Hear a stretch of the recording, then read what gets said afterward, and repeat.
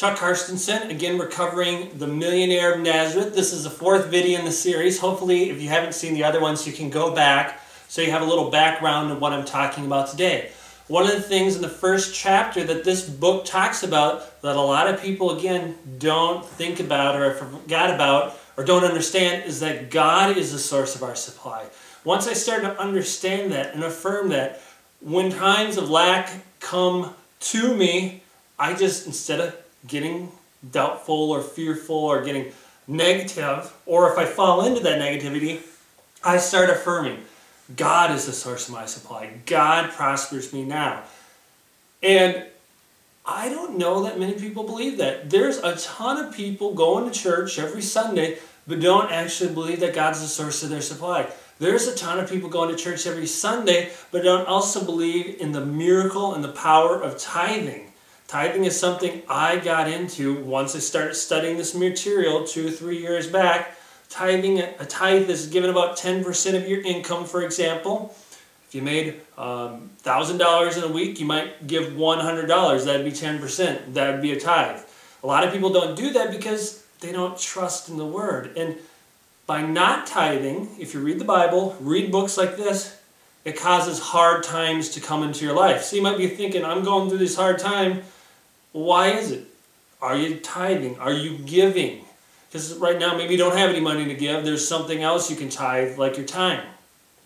And over the course of your life, have you been giving or have you been stealing? A scripture I want to share with you, Malachi chapter 3, verse 7 through 10, it says, "Bring the whole tithe in the storehouse, that there may be food in my house, and prove me now herewith, saith Jehovah of hosts, if I will not open you the windows of heaven and pour you out a blessing, that there shall not be room enough to receive."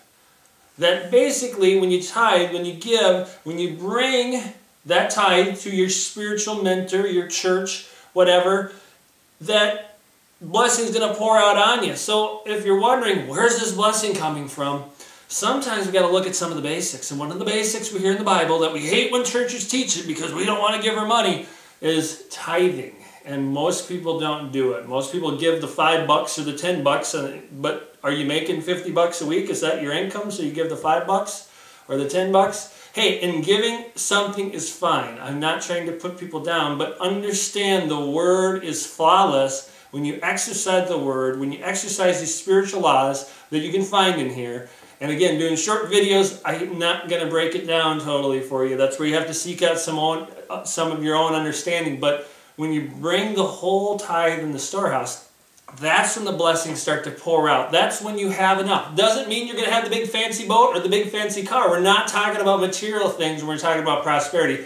It means that you will have the supply you need. You just have to recognize the supply you need. Like we talked about in the first video, you have something on hand that you can take and bring that supply you need back into your life. There's always something. There's always a way. And if nothing else, you have a word. You have something on your mind, a word like, God, you are my supply, that you can say over and over until you believe it, that will start making you think about other ways that you can apply these laws and these teachings to help have a more prosperous, abundant life. So you do have something to give. And it's not just material things. It's an interior wealth we're looking to build. This is a great resource. Again, the Millionaire from Nazareth. If you're wondering how you can get this, I bought it online, I think at Amazon.com.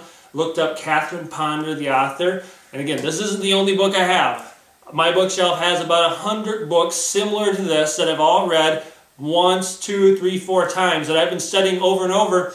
And I'm no expert. I'm just getting in the flow. And I think once you start to share these things, that's where the blessing comes. Because either I'm blessing somebody and it's circulating back to me, and I'm helping somebody and somebody's getting out of a tough situation. Because one person might hear this and say, you know what? I want to change my mindset. I want to improve my life. I want to think more prosperous, abundant thoughts. Chuck Carstensen, Discovery Team at RE/MAX.